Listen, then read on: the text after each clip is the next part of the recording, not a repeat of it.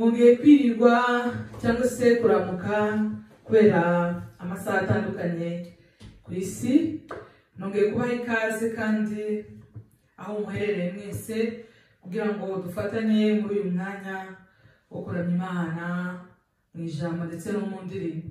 Rero mbahaye ikaze mwebwe mwese mudukurikiye ku migabane y'isi ko ari 5. Imana ibahe umugisha ndabiyegereje muri uyu mwanya. Mana mu izina rya Yesu ndagushimiye kandi ndaguhimbaje.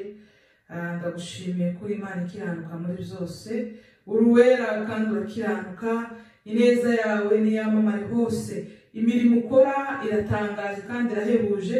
Nguhaye ikaze Mana nyibihe kugira ngo uzubane natwe muri uyu mwanya wo kukuramya no kuvuga ibigwi byawe no kuvuga imirimo yawe no kuvuga ibyo tugomba gukora nk'uko waturemye kandi turawaremeye muri Kristo Yesu.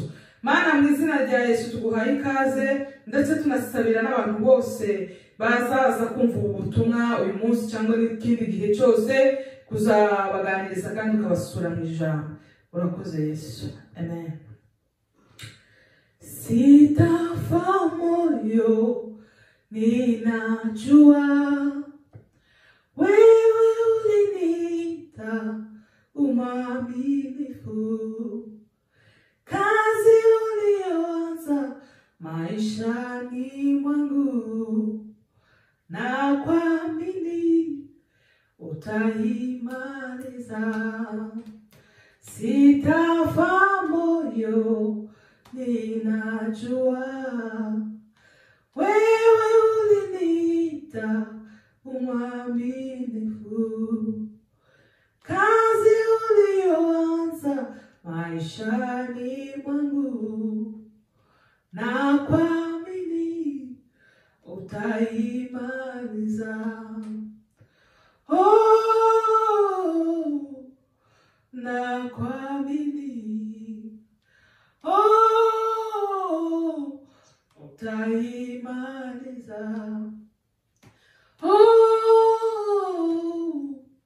Na kuamini utaimaliza.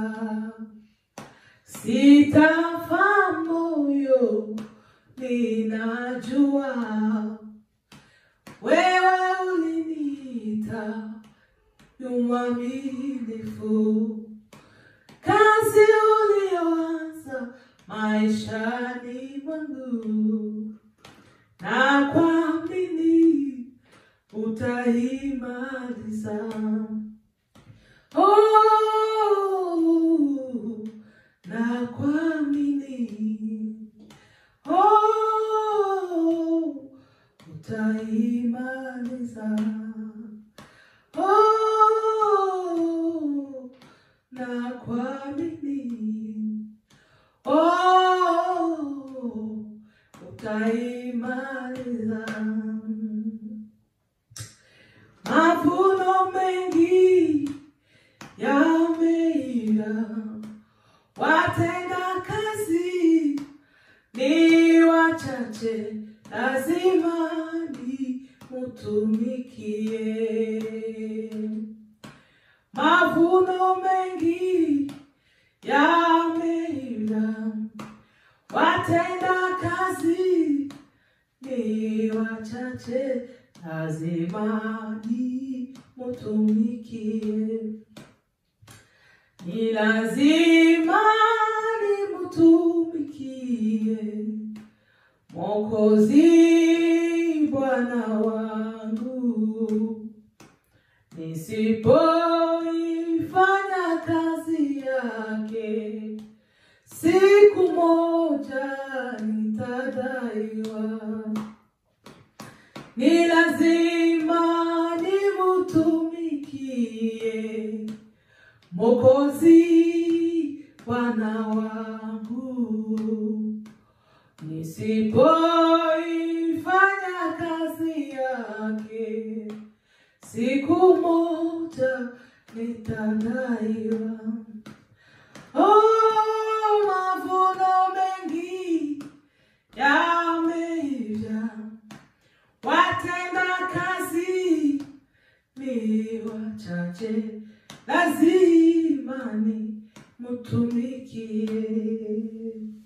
Reka twinjire mu ijambo ry'Imana.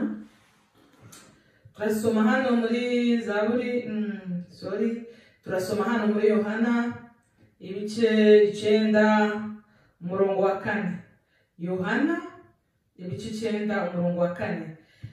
Haravuga ngo nkwiye gukora imirimo y'uwantumye hakiri ku manywa bugiye kwira. Ni igihe umuntu atakibasha gukora. Kiri mwisi ndi umuco w'isi. Ndongera nsubiremo.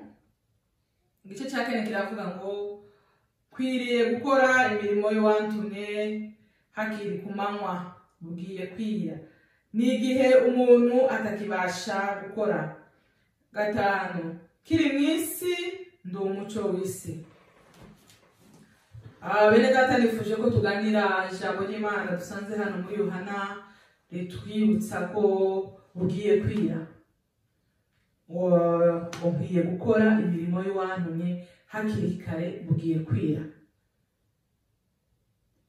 Iyo bwije hari imirimo ushobora gukora ku manywa n'imirimo ushobora gukora nijoro. Iyo hakiri kare uranyaruka ugakubita hirya no hino, shughuli zawe ukabasha kuzikora nkuko harakeye ku manywa, amasaha aracyari kare, aho ushaka kuja hose wahaje. Ariko iyo bwije hari ibyo utakora. Nubwo isi y'uyu munsi abantu basigaye bakora amasaha 24, ariko kandi mu by'ukuri hari imirimo ya kumanywa n'imirimo ya nijoro. Nijoro hagenewe kuruhuka, abenshi hagenewe kuruhuka, cyangwa se iyo bwije hari abantu bababishe kubera ibyo babiriwemo bitandukanye. Rero ijambo ry'Imana ryatubwiye ngo nkwiye gukora imirimo y'uwantumye hakiri kare.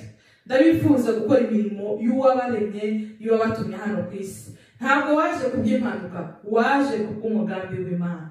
Hari abantu benshi baza batekereza kuri ico kintu, bamwe kubera wenda uburyo abantu bagiye bavukamo nabyitamo wenda niba budakwiriye, cyangwa se nk'umuntu ushaka kuzarira wenda nk'umwana wavutse mu buryo butemewe n'amategeko, niko nabyita.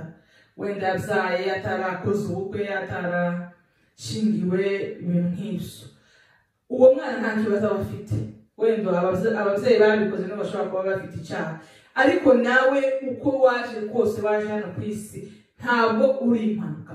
Kuko ijambo ry'Imana ritubwira ngo tukiri insoro mu nda z'ababyeyi bacu Imana yarituzi. Kuva kenshi itarabaho wari umuntu wese yari mu mugambi w'Imana. Rero kuba baraje hano mu isi waje muri mission. Ntabwo waje kubyimpanuka. Waje muri mission. Imana yagutumye hano ku isi kugira ngo uyikorere. Ibyo wabwimo byose bikuzenza, ishuri, akazi n'ibindi byose buri muntu wese arimo nibyo bikore. Ariko uzumenya ngo mission yanje hano ku isi ni iyi. Niki cyatumye Imana indema? Niki cyanzanye hano ku isi? Ese ko ndabikora? Nyuma yo kurangiza ibyo ngomba gukora hano mu isi, nyuma y'igihe cyanje cyo kuba hano mu isi, mission yanje nzoyipresenta gute imbere y'uwantu? Musukuri ndabifuriza gukora hakiri kare, gukora ugifite imbaraga, tuzapfusha umwanya wawe ubusa ugira ngo wendeshe niko bizaba. Hari igihe uzira utakibishoboye, hari igihe uzakwiriraho ukavuga ngo icongarurira iminota, icongarurira umwanya, noneho umwanya nugira wose no wigaruramo Imana. Haracyari ku manywa. Rero niba hari ku manywa, ijambo ry'Imana ryatubwiye ngo dukore utaratwiriraho, kuko iyo bwije tuzi ukora. Rero ndagusaba ntuzicuze ngo uvuge ngo unyiriyeho icyansubiza inyuma kugira ngo nkore. Oya, kora imirimo yo wagutumye hakiri kare utarakwirira. Kandi munsi umurongo wa 5 niwo wavuze ngo uri umunyu w'isi. Havuze ngo nkwiye gukora imirimo y'uwantumye. Yes, umurongo wa 5 havuze ngo kiri mwisi ndi umucyo w'isi. Bakundwa bene data, twaremwe kuba umucyo w'isi. Turi umucyo w'isi. Ese kurabona uri umucyo w'isi? Kurabona uri umucyo w'isi?